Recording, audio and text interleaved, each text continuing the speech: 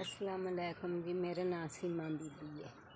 मेरे 3 बच्चे हैं, 2 फौत हो गए ने। उन्होंने छोटे छोटे बच्चे ने तो वो भी मेरे को ने। एक बच्चा जड़ा वो सीरी है, अपने बाल बच्चे विच कमांदा खांदा है। तो साडा जड़ा कोई आसरा ही नहीं। तो बाबा भी बीमार रहिंदा है। तो मैं किते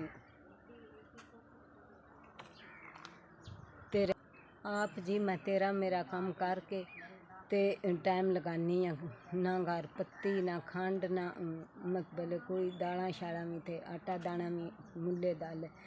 किसे दा भांडा धोया, किसे दे बोकरां फेरिया, किसे दे कपड़े ते ही टाइम लगता। बाबे होर बीमार रहिंदे ने ते उन्हां दी भी दवाई लेनी मुश्किल जड़ा भी हुण साडे कोल ते इतनी गुंजाइश नहीं भी जड़ा।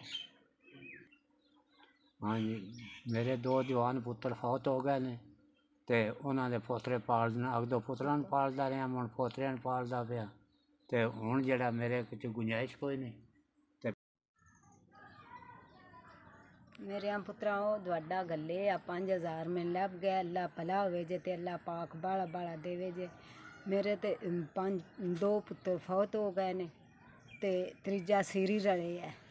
अल्लाह पाक तुहानू बाला बाला देवे, सुख देवे दुआनों दुआडियां बच्चियां नूं। ते अल्लाह भला होवे जे 5000 तुहाडा दित्ते है, लभ गया सानू। मेरे पुत्रा वो भला होवे जे।